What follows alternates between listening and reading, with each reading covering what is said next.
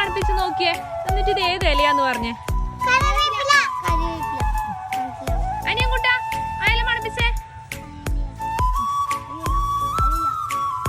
ഏതേല? ആ കറിവേപ്പില. ഈ മരത്തിന്റെ പേരെന്താ? വാവേ പറ. ചേട്ടൻ ചോരയാക്കുന്നുണ്ടേ.